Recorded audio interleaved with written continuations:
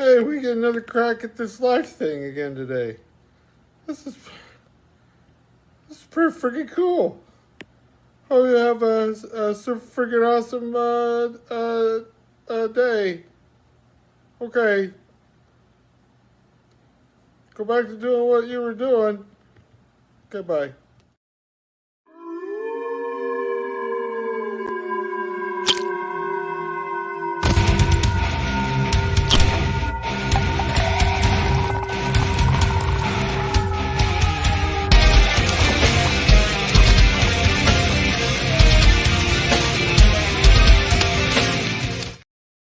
And top of the morning to you. It is Mornings with the Dreads. I'm going to be Dreads Kelly 2 Trill. We're bringing some Trill crime to the morning show this morning. Welcome Ruby. Ruby is in the chat with us.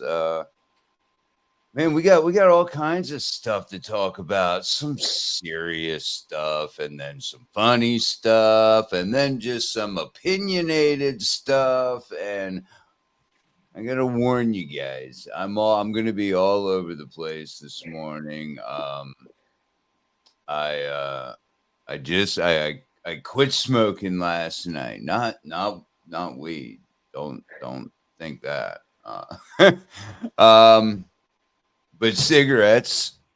And yeah, I put the cigarettes down. I got a patch on. Bam. So I'm a little fidgety at the moment. And you may warning, there will be cannabis consumption on this episode of the Mornings with the Dread, and it will be done by me. I find that when I've quit smoking before using the patches, which I've had a lot of success with, I just life happened and I went back to it. That my cannabis consumption goes up. Maybe that's just doing something with a lighter. Have you ever smoked, Kelly? You never smoked cigarettes, did you? You were never, Yeah, not cigarettes. because you were kind of an athlete in school and whatnot. Yeah. Yeah, just weed, no cigarettes, nothing like that. Yeah. I've actually never smoked a single cigarette. So I know Carlos went through the same thing, and I watched him go through it and how difficult. And my mom and grandma were big smokers, and I think that's why I hated the smell of it. Uh, But yeah.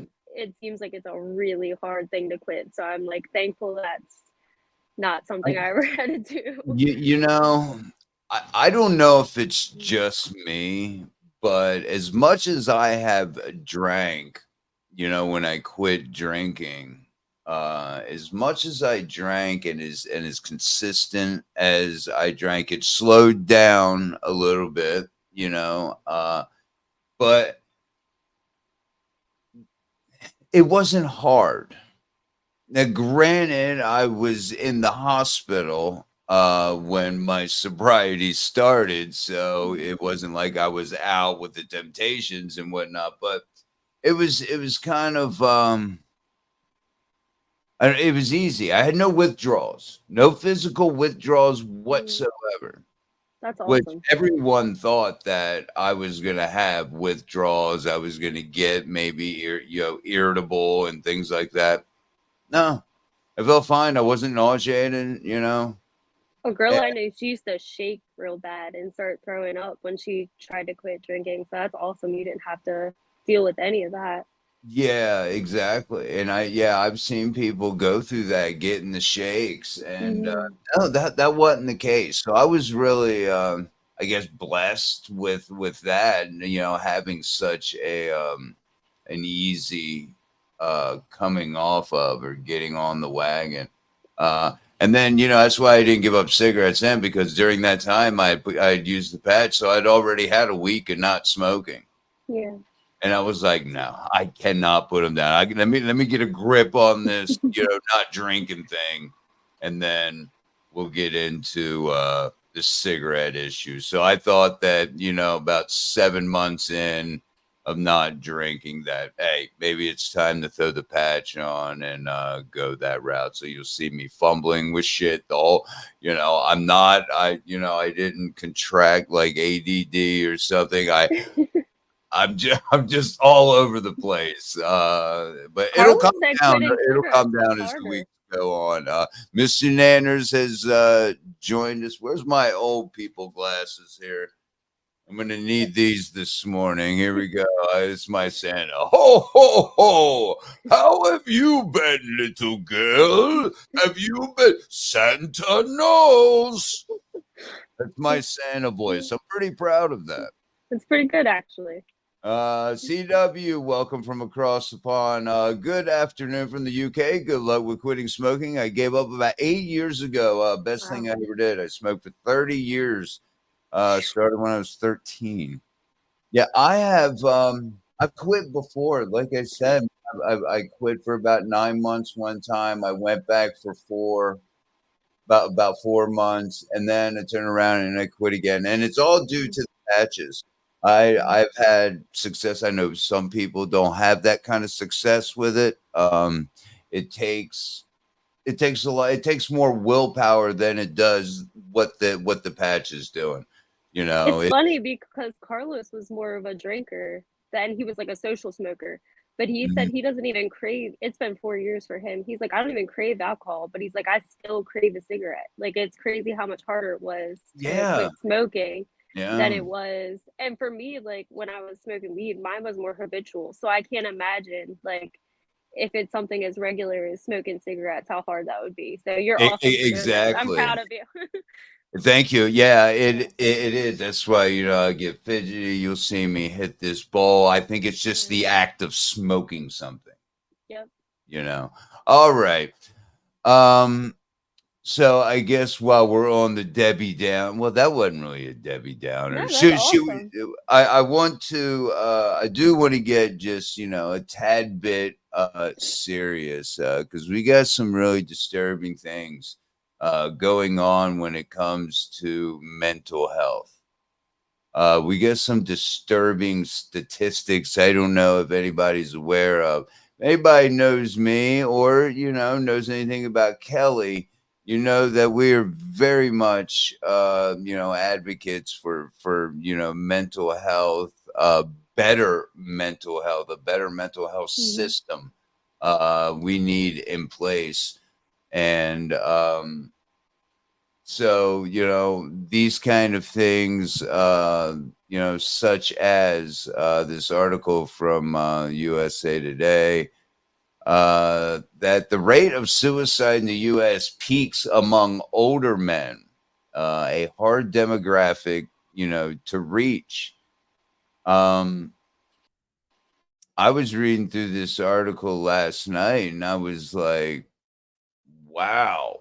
I mean, it got me looking into other stats.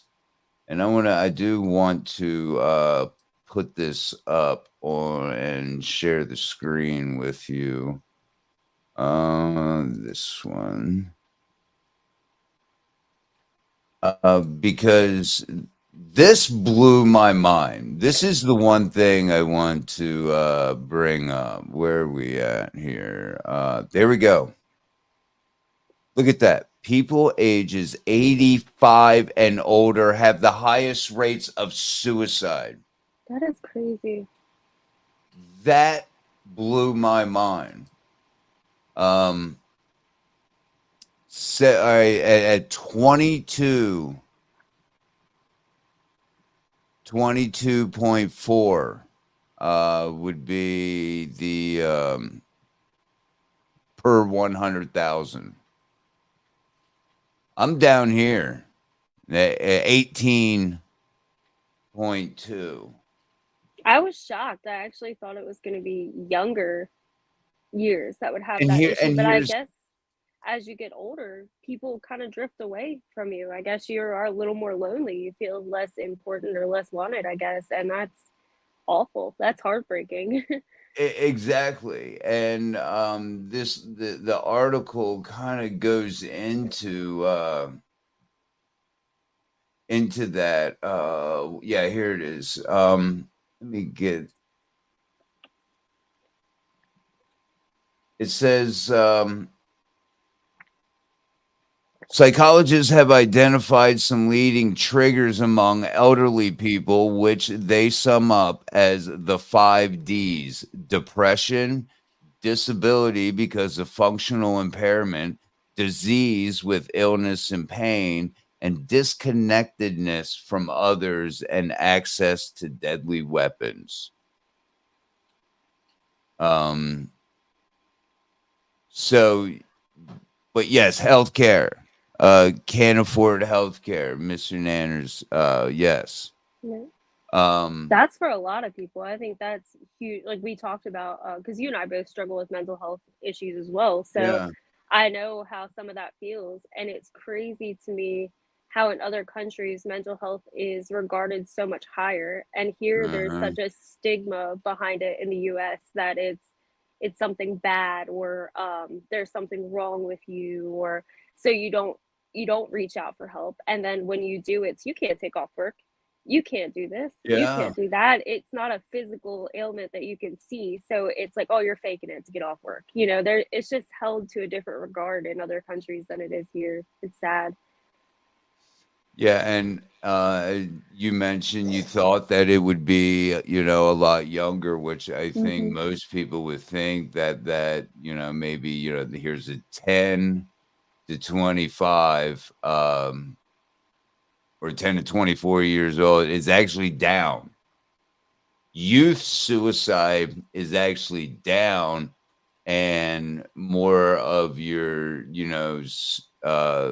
65, 80, 70-year olds, those are the ones who are taking their lives. World War II veterans, and I guess there's more resources for kids too that are still school age. Young adults are seeing doctors probably a little bit more often too. So I guess there might be more resources at that age group, and maybe there's a decrease because of that. But that's heartbreaking that there isn't more attention drawn to that older group than if it's showing in statistics that way. yeah, yeah, it's nuts. I'll pop that up there because that's a very, that's a really easy way to do things. That actually, using that 988, you can just text that, and that actually, sent me on my way. It was a slow process, but it got me started, and Mm-hmm. so because the holidays are super, super. I mean, it has its pretty much its own disorder. It was like Yeah. seasonal affective disorder or something like that. Where Seasonal you, depression, I know, is a big thing too. which one?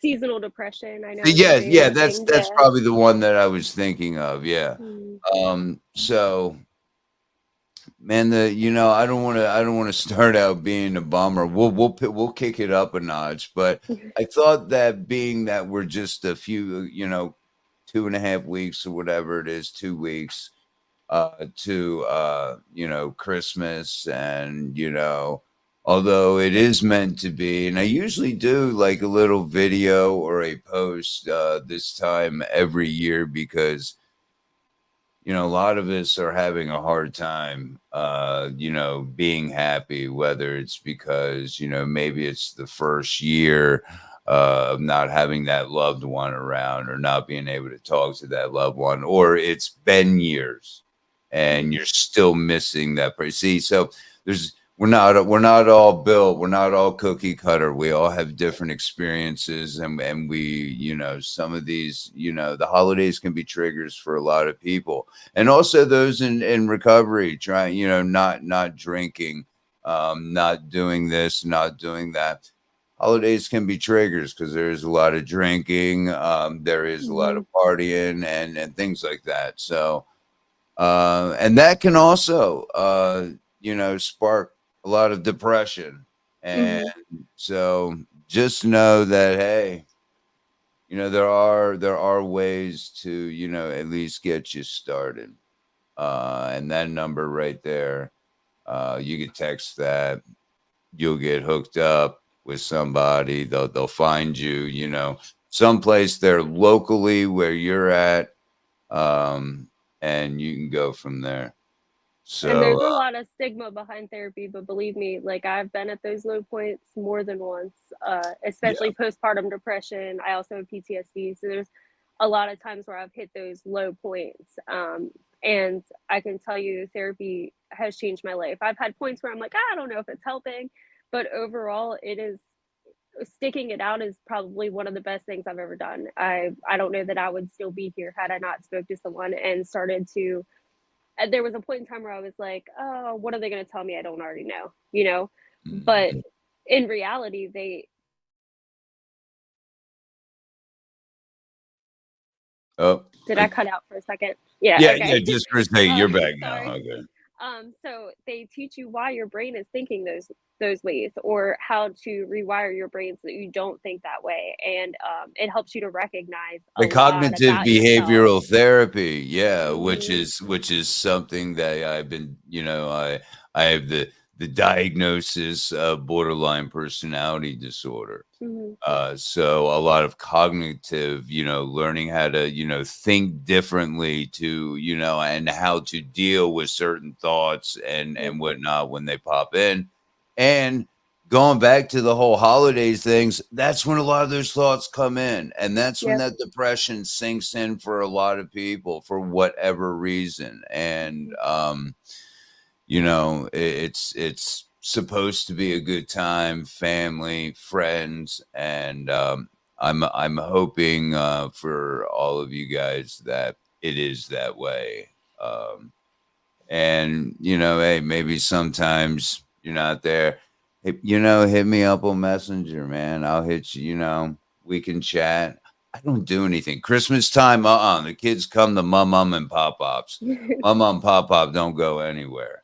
Yep. Uh, so yeah, if you need somebody to talk to on Christmas, hit me up because I'll probably be sitting on Facebook, drinking coffee, posting dumb shit if Yep. you're if you happen to follow me on Facebook. But anyway, speaking of dumb shit, I can't wait to uh I can't wait to talk about this one. For one, it's from Florida. We all know Florida Need is some help with mental health. And it's their evident with mental this man. speaking of mental health, yes. And you know what? I'm not my sister lives in Florida and she's fine. Yeah. Okay. So if anybody listening is in Florida, please don't make this out to be something that it's not. I'm not saying everyone in Florida has mental health problems, but even Floridians know there's something going on here. Why is all this weird shit happening around me? And here's case in point, the Florida Joker. Let me get rid of this. There we go. The Florida Joker says Grand Theft Auto. Is that 5 6? That VI? Yes. That's I was gonna 6? say I can't see it that well, but yeah, VI would be Oh, six. okay. Yeah, that's 6. All right. Grand Theft Auto 6 used his likeness and wants a mill or two. Yeah. And see, Florida, this is why, right there. That's why we Oh my god. he even has his own name. The Florida Jokers has seen the trailer for Grand Theft Auto 6 that dropped last week, and he is claiming theft. The man who sports a bizarre combination of facial tattoos said his image has been used without his permission and he wants to be compensated. Lawrence Patrick Sullivan, 35, a South Florida tattoo model whose mugshot went viral for resembling a Batman villain loosely based on Heath Ledger's portrayal as the Joker. He's a Has tattoo model? Is that what you said? That's what it says. Yeah, Oh my gosh. it's that. Sorry. Yeah, That's yeah. interesting. Yeah, he's oh, sorry, I had a little puppy on my lap, and then my pug started getting mouthy. Anyway, he's posted several videos on TikTok complaining that Rockstar Games, the creator of the video game, has profited off his image. What do you think about that? Well, hey, you would you if he needed to lawyer up and dialed your number, what would you say? I was gonna say I'd be pulling a attorney general on Gaul. I don't think I'd be representing that guy. Oh my goodness. I haven't yet. Let me see if well God, what do we got here? People do some crazy body modifications. It's your Like, boy Joker Gang 305, Ross Cheek Alive. For everybody saying that I'm hallucinating, that I'm not the Joker from GTA 6. Chill out your goddamn nuggets. That's me. That's the person that got the inspiration from. You see that? That's me. That's me. I hope That's everyone me. can hear this. GTA, we gotta talk, GTA. We gotta talk. You gotta Or talk. not, you gotta give me like a meal or two. oh my.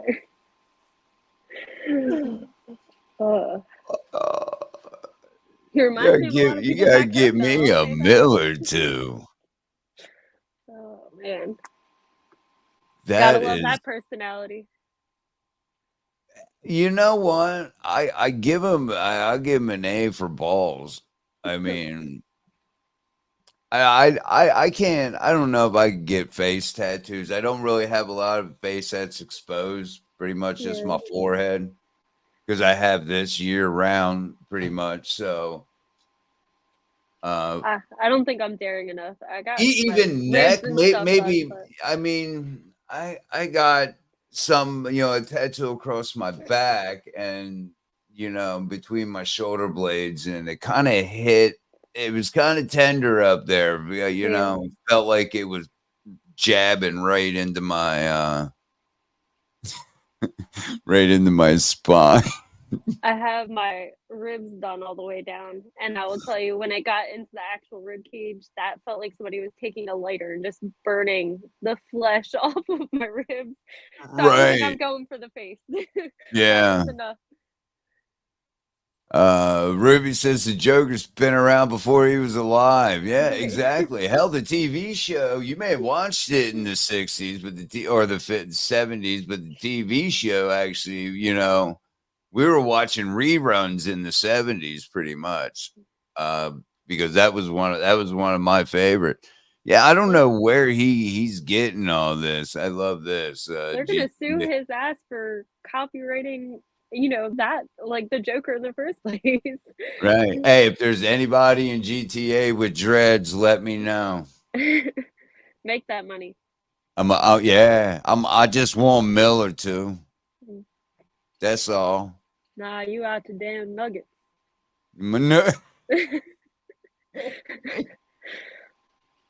Oh man, That that was was a fun great. one. I kind of think that I heard about this before, that there was a suspected link between cats and schizophrenia. That's why I'm nuts. Is that true? So Have, when have I you, read have the you, article, it said that they haven't, the one you sent, it said they yeah. haven't made a direct link, but there's a correlation through their studies. Like, so over a period of years, they've seen this happen. And what I'm familiar with is toxoplasmosis, which is something that comes from like cat feces or like their filth, basically. And I Oh, know okay. they warn a lot of pregnant women not to clean litter pans because you can get toxoplasmosis, which can affect the placenta. So it can cause like blindness in the fetus, like all kinds of different issues, but it goes through your bloodstream. And so that's why I was saying when you sent me that, it kind of shocked me because I'm pretty sure I've had toxoplasmosis before from working at the shelter and getting, you know, you try not to get things on you, but it happens. You're cleaning dirty litter pans. And so that was a crazy link to say that that could cause schizophrenia. It was a little bit scary. Yeah. Wow, look at this. Had a very conservative, just suck it up grandfather. His daughter, my mother, diagnosed with schizophrenia, constantly battling to keep me from being taken away. Died on the floor of her own home because the hospital were the devil. Meanwhile, I'm trying to drink myself to death for 12 years now, sober 7 years. I'm married a stepdaughter, her mother. I don't know if I'm getting lost here. Might get along very well with, but I'm constantly taken from the ledge, multiple suicide attempts, eating disorders. So I started providing her with THC for an ... It's very interesting, Lucan. We're sorry you're going through that. I hope it gets easier for you. I know that's a tough situation. I've had a long history of mental health in my family too. So my grandma was bipolar and showed signs of schizophrenia, and we dealt with her being homeless and different medications. And so it can be really tough when it's loved ones like that. We both know firsthand, but also with family history, I definitely know when you have a loved one struggling, it can be really difficult. Just know you can reach out to people. Believe me, there are people out there that have felt. I know sometimes I've gotten to the point where I'm like, no one understands, no one feels this way. Especially being a mom of 4 and having a special needs child. That's a struggle. You're inventing mental illness at this point. Right. Poor kids. So I get it. And there's been times where I felt like no one in the world would understand, but you just reach out to someone because there are people out there that have been in similar situations, whether you see that at first or not. So definitely reach out to people, and I hope it gets better for you. Yeah, absolutely. And again, it's so tough this time of year. Yeah. But cat feces. Stay away. Do that. Stay away from that. Stay away from the shit boxes. Yeah, no shit boxes. Now we've been following that. I mentioned, we're bringing true crime to the morning a little bit, because we're going to talk a little bit of true crime. Some Delphi stuff. There is a date for Richard Allen. What is his name? See, I'm not really prepared. The attorney. Mark Lehman, I think is his name. Lehman, yes. Who will be representing Richard Allen. What they're asking for. And this is a, open argument in front of the Supreme Court of Indiana. Which already, man, I was picturing as I was listening to the Defense Diaries last night. And Bob was describing, very, very well, actually, how it is when you walk into like the Supreme Court of a state. He was like, this is like it. He was like, the justices sit really high and they're all looking down. He was like, it's just very, maybe not imposing is the right word. I don't know. Intimidating. Yeah. So I'm picturing this, but and then you have Gull and her attorneys on the other side. Mark Lehman represent now. Richard Allen doesn't have to be there, or they say they won't transport him or something. to because it's probably I think it's like an hour or so away, 2 hours away or something, because they moved him to it's Westerville or Westville or something. They moved him out of Westville. I And they can't moved him remember the out new of there. facility. He's locked up with Keegan Kline now. Yep. That's there's one for you, conspiracy theorists. Yeah, that one If you still need a kind of surprised rabbit me hole to too. dive into, there you go. Yeah. Why is he locked up with Keegan Kline now? Interesting. Why is he in a fucking prison anyway? He's not convicted of anything.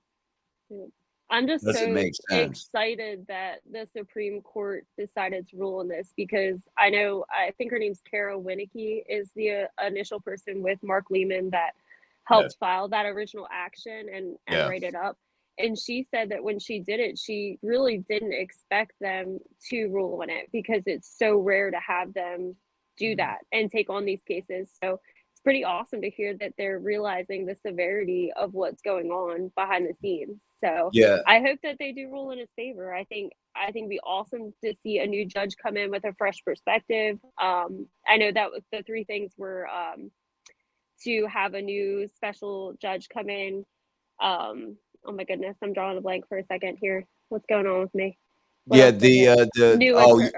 Sorry, go ahead. You're talking about like what they're arguing for, Richard Allen. Yeah, one, it was to have the trial within 70 days. Yep, and the old attorneys reinstated. Yeah, to have the attorneys attorneys reinstated, Baldwin and Rizzo, or no, Baldwin and Rosie, or whatever.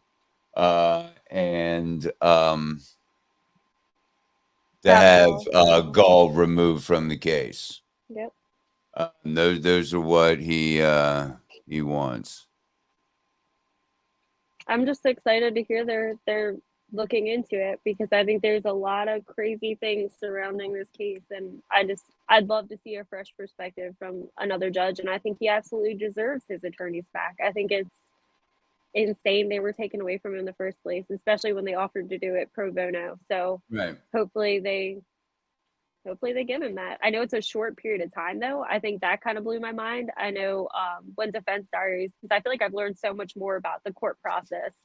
You really do, man, when you watch the Defense Diaries, because him and Allison, they'll break it down a little, because they know not that their audience isn't just strictly fucking lawyers. You got some of us, blue collar layman folk out here. So break it down in English so we can understand it, because and they do that, and you do learn a lot. Go ahead. So they said normally they give them 40 minutes collectively, which means 20 minutes per side to state their argument, which just seems like such a small amount of time. But they did increase the time also. So they're giving them 30 minutes each, so 60 minutes collectively to argue their points. So that to me shows that the importance, that they're recognizing the importance of these discussions, or they have a lot of questions, like Bob Mata was saying in Defense Diaries, that Supreme Court is ready to ask their questions and get their answers, and that's awesome. I'm really looking forward to that being live streamed. I can't wait to watch it. And I think the verbiage was in the one document, kind of laying out the rules and whatnot. I got the impression that the Supreme Court is like, you know what? This is kind of a waste of our time. We deal with bigger shit. Why wasn't this done in an appellate court? Why wasn't this taken care of, kind of thing? But we see, like you said, like Bob said, we see there may be some fucking issues here with how things were done by this judge, and why weren't certain things, done. Why weren't there certain hearings? It was just bam, you didn't give these, one being didn't give Allen's attorneys any time. They just kind of ambushed them, presented them with, all right, this is why you're off the case, here's why, bam, get out of here. Yep. wait a minute, we didn't give them a chance to defend themselves and kind of fucking hoodwinked them on the, what it was all really about. Got them in there on one pretense. They were ready for that and hit him with something else. And we know it was premeditated. Why? Because the fucking state and the prosecution had a defense all made up. They had witnesses. They He's had, the one that said it in their phone call. They admitted yeah, that McClellan is the one that brought up disqualification to begin with. That's bullshit. That right. was mind blowing when they admitted that in that transcript. I was like, what the fuck? Like Yeah. that I can't even. How did Gall even feel like moving forward with that at that point wouldn't be odd, after the prosecution is the one bringing it up to begin with. So I don't know. Yeah. It's so nuts. And like you said, that's the Supreme Court sees that. Mm-hmm. They know there may be some weight to this. They know that Allen's due process may have been violated here, and it's not being taken care of in the lower courts. Yeah. That's shown. It's not being taken care of in the lower courts. Hence, why it's there knocking on the Supreme Court's door. And Bob Mata mentioned that he felt like not. I know we keep referring back to defense diaries, but they're so good. I just love They watching really them. are. If you're a trill crimer, yeah, you need the defense diaries in your life. They're really good. Absolutely. But he said that he really feels like in the end, Gall threw them off because she panicked when they said they wanted to go straight to trial in January. She was expecting them not to be ready. And like he said, if the prosecution is not prepared and she didn't have all of her other dates set in between, that would have given her a 2-month span to do like the Franks hearing and a bunch of Right. other hearings that she hadn't done yet that she kept putting off. If she wouldn't have done all that, then Richard Allen would have walked on that date because the defense said they were ready. And that's what determines there was no, stay of like extending that date. And so her response, I think, was to throw them off the case because then she didn't have to answer to all those hearings that she didn't take care of. So, I Right. mean, that makes perfect sense to me. Yeah, I read that too, and I also, one possible reason that she was, I don't know if we heard exactly why, other than she was sick and feeling ill, is why she was hospitalized, exhaustion. Yeah.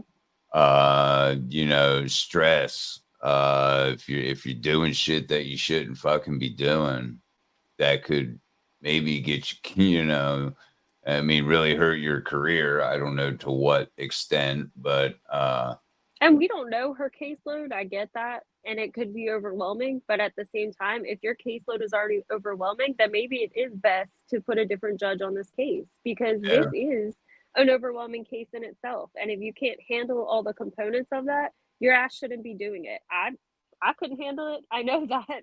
You know no, what I mean? I couldn't handle the stressors of that. But if you know for a fact you're not meeting all of the qualifications needed for that trial to be set at the time they said they wanted it set, then your ass needs to be thrown off. It needs yeah, to be in the hands of someone who can handle all of that. Period. no, That's just the yeah. And if I'm not mistaken, when she was hospitalized, she had uh, an assistant or somebody she was able to pass off, a lot of her cases off to other judges. yeah, And just primarily it was going to be Delphi. It was going to be that case that she was, because there was so much going on with it. yeah. So it's not, out of the realm of possibility that she should have just, passed them off to somebody else, unless the caseload is high on everyone. Mm-hmm. Maybe there's just a lot of shit going on in Indiana that we don't know about. Yeah, I was gonna say it just doesn't seem like one of those places that would be ridiculously full of crime, I guess being where we're from, but then again, we're not in law, so Yeah.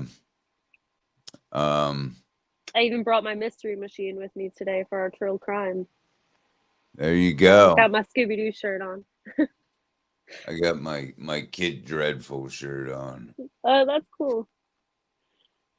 Little cosplayer. I know people have probably seen her on Facebook. She's I think she's about 9 now, 8 or 9. That's awesome. And she's been doing her mom's been doing her makeup and doing cosplay with her since she was like 2 years old. That's so cool. She's the first kid I ever had on my podcast. She was 7 at the time. Wow, that's cool. Yeah, her and her mom and dad. Her mom mainly, her dad, Scar, he was off to the side, but they're wonderful people. We got to meet them at Days of the Dead Horror Hound in Cincinnati. I think it was Sharonville Horror Hound. Yeah, we met them there. That's awesome. Yeah, good people. So anyway, all right. What do we got here? Oh yeah, Cheryl Coker. I do want to mention that because we have locked down some times and a day for Tina, her husband Todd, who was in grade school with Cheryl Coker. I don't know why I said her last name was Cheryl. And of course, Tina, childhood friends. I'm not sure when they became friends. We'll find all that out. And Shelly, whom we had on before, did a little pre-recorded type deal. And so they're coming on next Monday. It's going to be kind of a later one, so we'll work out all the details, but we got the time that they're good for, and we'll work it out from there. But that's going to be an interesting because from what I heard, they were on Gray Hughes's show, and Tina, she seems a little feisty. She's one of those friends that's, I know they all are, but you always have that one that's maybe a little bit more, they show their feistiness a little bit more vocally. I mean, yeah, she was just straight talking trash on Bill, and Good. I'm hoping that if you're watching this either now or on the replay, when I say Bill, you understand, who I'm talking about. Just a crazy case, man. And still nothing done. Again, this is being held up by pretty much the grand jury. The prosecution thinks they have enough. The state thinks they have enough to present a case and indict him. And the grand jury says, not today, sir. 3 times. Lack of evidence is the only thing that I've heard. I don't know what else you need. I'm pretty surprised by it, especially to be turned down that many times. I don't know. And maybe it calls for a huge media presence or people raising hell about it. Because, I mean, that's kind of what I feel like is happening in Delphi. People are so focused on it now that it's calling for attention and it's calling for the action of people in the law enforcement and in the court system. So maybe that's what it will take for her, is to really get her in the media and get it back out there and people talking about it a lot and demanding answers, because it seems like these cases just, like you said, get swept under the rug unless it's in your face, and people are demanding that attention for it. So exactly. And that's exactly what they did in Delphi.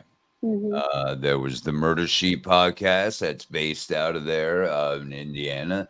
They were able to get boots on the ground, pretty much get all the information about what was going on in these trials, because they were local, maybe had to drive a little bit, I don't know, but pretty much local and easily accessible.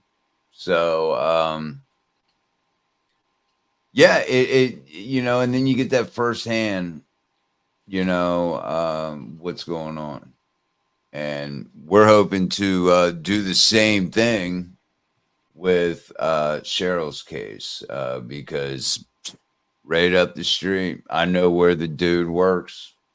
I've probably seen him in there. One of my last jobs, I was doing some home remodeling, and the guy I worked for, he had a Costco membership, and going to that same Costco.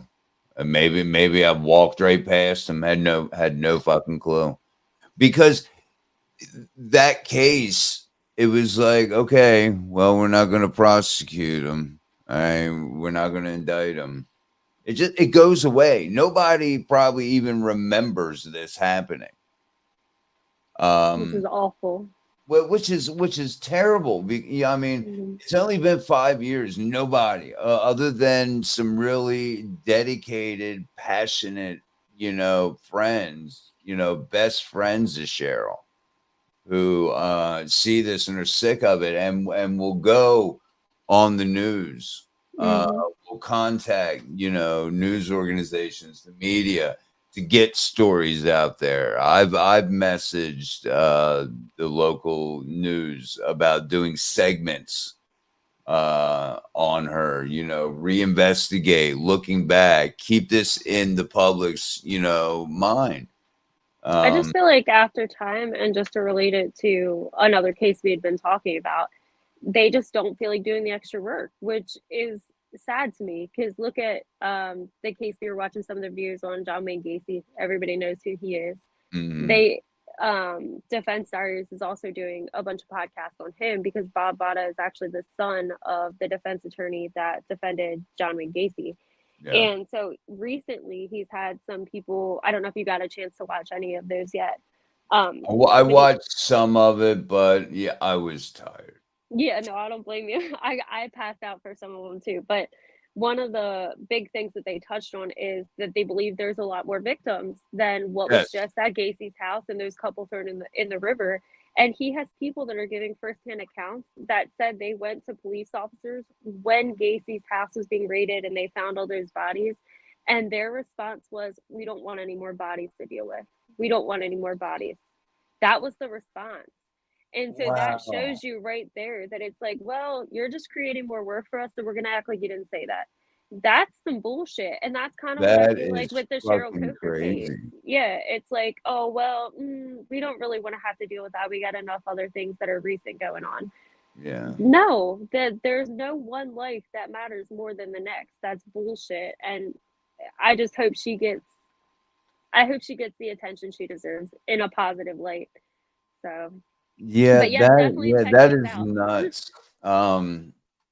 Some pretty wild interviews of places where he worked. So if anybody wants to check that out, again, we're like here promoting Defense Diaries today. Yeah, absolutely. Because, well, the things that we wanted to talk about, we got most of our information from them, and yeah, Bob is incredible. I mean, yes, you think you know a lot about Gacy, but until you sit down and listen to Bob Mata's dad and some other members of the defense team interview Gacy and hear it for yourself, that's a weird experience, totally different insight. I mean, I've watched tons of documentaries over the years about Gacy, and I thought I had heard every tape out there, and I read the book that was written by the detectives. I can't think of the name of it, but it's a novel written by the actual detectives that were on the case.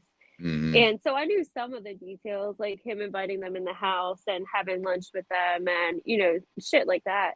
But man, like the interviews that he puts on those podcasts, he said they had never been released before, which makes sense, but it's a totally different insight seeing like the defensive side of that. So you hear the prosecution side, you hear them question him, but hearing the defensive side trying so hard to save this man's life, and he's just like, oh yeah, I fucking knew what I did. It's like they're trying to give him an insanity defense, and he's just like, oh yeah, whatever. It's just kind of like, whatever, dude's nuts. And it's definitely been, I try to word this right, because it's interesting and it's neat to listen to. It's not that it was a cool case or what he did was cool. It's Right, obviously right. not the case, but man, it's been really awesome to listen to that totally different perspective. I love, as weird as some people may think it is, and I really don't give a shit. Uh, I absolutely love listening to, tapes that or recordings of these killers. Yeah. I'm trying to think about what's going on in your mind, dude.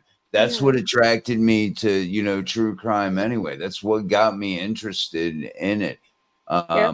Is, how do you go from this little kid, cute little baby pictures, go from that to 30 years later, you're eating your neighbor or something, And those are the people that like really kind of catch you, like Dennis Rader, the BTK killer, Yeah. John Wayne Gacy, Ted Bundy, people that actually were extremely intelligent, were big parts of their community. So like Ted Bundy worked on a suicide hotline. He was telling people not to Yeah. kill themselves, and he's out slaughtering people. It's like Right. Dennis Rader was one of the most respected people in his church. He was respected in his community. John Wayne Gacy, they even said when the detectives were following them, they're like, nobody wants to say anything bad about the dude. Like he walks Right. into a room and it's like he's famous. And so that's the part. Those are the people that really get me. Not like Gain's super interesting because of the sick shit he did, but like he was always kind of a sick dude to everybody around him, just like a weird recluse type dude. These people led two totally different lives. Like, how are you married with children in the same home that you're burying kids in your basement? I mean, in your crawl space. Like, Yeah. that is like, what? Yeah, it is a little mind blowing because a lot, I've thought about that. Like, man, your wife's upstairs with your kids cooking dinner, and you got bodies in the basement. You'd be like, I go to the basement, honey. I'll be right back. And you go down, you do whatever you need to do to satisfy you with these bodies, and then go back upstairs. Lovely dinner, honey. It's like, and how the does that, smell. how does that mind work to be able to, I mean, you got to have a strong fucking, grip on your own mind. Believe, I think to be able to be completely, I don't know the word, monstrous and brutal and just be animal, to another human being. And then go upstairs and kiss your wife on the forehead and pat your kid on the head and sit down, have a jolly little dinner. How does that fucking work? And being a parent, how the fuck, like Dennis Rader was a parent Yeah. of a young girl, and I think he had a son and a daughter, if I remember correctly. And it's like you were killing children, and not like quick deaths either. Like these were some twisted fucking things that you did to these kids. And it's like, how do you come back to your house afterwards so composed? I mean, that just really shows like the psychological mess that these people are. Wow. Ruby, I worked at Peoria courthouse. Met Gacy for a traffic ticket. Scared and freaked me out. That's crazy. 21 years old. Yeah. It probably would have freaked me out too. Yeah. And so this was before he got caught then, this was he was just coming in for something minor and probably walking right back out the door. Yeah. That is wild though, to be able to I've always wanted to write to what few serial killers we have left, just to get their firsthand accounts of what their brain is like.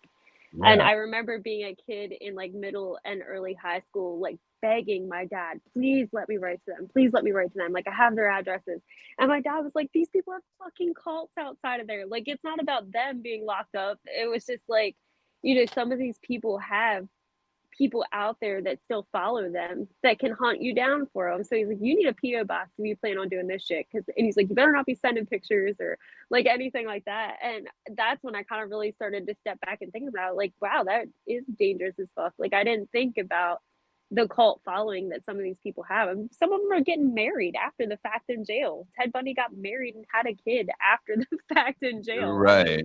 that's it's like they're worshipped, and that's not what we're doing here either. It's the psychological aspect that's interesting, not that we think that they're something Yeah, to be worshipped. that's always what attracted me. Yeah, Yeah. the psychological aspect of it. How do you go from that to that? You know, Hmm. and I don't, I obviously don't have my own life to look at for reference, but as we talked in the beginning of the show, yes, there, had a struggle with mental illness. I'm sure maybe some of these guys, did as well, just didn't know it. Yep. Maybe they had things going on in their head that at that time they didn't have a fucking name for it, you Yeah. know. So you may have that going on, so I can't really relate too much other than that. But I look at my own life and how I tried to overcome certain things, and how I was put in jail for dumb shit. I was I mental institutions and things of that nature, and Hmm. none of that shit worked as far as any kind of reforming. It all came from me. It all Yeah. came from me wanting that. I didn't want to change back then when I was going to fucking, jail shit. And I I think I their didn't want. issues are more deep seated too. Like they're like for me, like pedophiles can't change. They can't be cured. And like that's kind Right. of how I feel about like murderous people. Like I feel like that's an itch you just have to scratch. Like it's not something that you can be cured from. Like yeah, you can mature and grow up and realize like the way you're living is shit sometimes. Like we've all made mistakes and you have Yeah. to learn from that. But there's like murder and pedophilia are two of those things that I feel like that's not something you come back from. Like that's an illness that is beyond repair. So I don't know. No, there's something very deep mentally Yeah. that is going on, and I'm Yeah. sure there's people out there researching that. That's a good topic. I love talking about this kind of stuff, even though I Yeah. don't know a whole lot about it. I like talking about it with other people because maybe they know more and they can clue me in, or at least point me in a direction. um Mm. maybe there. I mean, there's something. I wonder if there's something similar going on in the brain with different, let's say pedophiles, different people that, and we'll say, um, repeat offenders. These are also repeat offenders. Okay, so we know that for some reason they're not stopping. Mhm. Okay, we keep catching them. They're not stopping. The sentences doesn't matter to them, and they're going to go out and they're going to do it again. So, what is that common thread between all of these from a mental standpoint? Yeah. Where is there anything that's going on in their brains I that know they've done like brain scans of some of these people, and there are certain parts of their brain that are either like underactive or overactive or have right? damage. Like I know there was quite a few serial killers that had frontal lobe damage, which is where your reasoning is. Yeah, So they weren't able to reason like a typical person. And then I can't remember, I'm drawing a blank, but there's another portion of your brain that controls like emotion. And I know in a lot of like sociopaths, they were saying when they did the brain scans, the activity is so extremely low in that right. area. That So has that's that's the part that allows you to feel like empathy and shit like mhm. that, right? That's why they say that there's they're not, you don't find empathy among serial killers. Yep, it's not lighting up like it should or firing off the way that it should in a typical person. So that's interesting.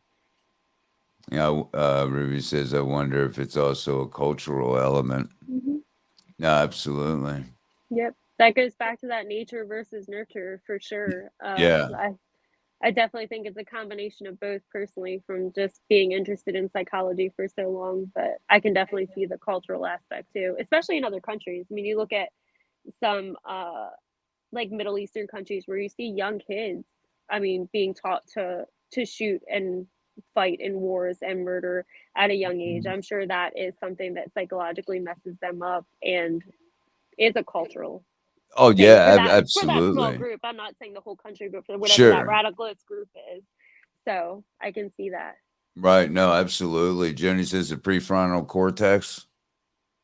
She says, I don't know. That's the only one I can ever remember. Yeah, I know the frontal lobe was one of the ones that they said controlled reasoning that had damage in quite a few sociopaths and serial killers. I have to do research again. I used to be a super nerd for that stuff, and it's been years since I really looked Well, into this is that. just something that really just came up. You know, Yeah. this is all just ad libbed, other than you know, the articles, man, and everything else is just kind of off the cuff. But Yeah. yeah, no, that's what's always interests me in Mhm. you know, serial killers and you know, well, just people that just, you know, because I think there's a difference between, you know, watching a serial killer documentary and and a true crime and a true crime, you know, documentary, because a true crime can just be, you know, one murder, Passion or heat of the moment. Yep. you know. Absolutely. Robbery, you know. The other one is definitely a deep-seated sickness. Like that's like a an obsession, I feel like. Yeah, no, oh, Yeah. absolutely, absolutely. Also, dancing boys are common in the Middle East. What are dancing boys? I don't know, I'm not familiar with what that is. No, not really. Yeah, you caught me there. Educate us, Ruby Slippers. Yes. Who are these Middle Eastern dancing boys? Uh, Jenny says you're right, and also eunuchs, right? What are we even talking about now? They're catching us. They're gonna educate Yeah. us today. You guys can educate us. I didn't know I was gonna have to go to school. I ain't taking notes. Hey, I can tell you that. Uh, but I'm we always up are. for learning new things. I know. I thankfully we have reached and just barely surpassed our hour mark. Maybe next week. Wah wah wah.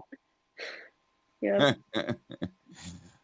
um no, it was a fun conversation. You know, and again, man, it is the holidays. I know a lot of people you know, deal with you know, a lot of different mental health issues, you know, and they can affect the holidays. I do, Kelly does, a lot of us do.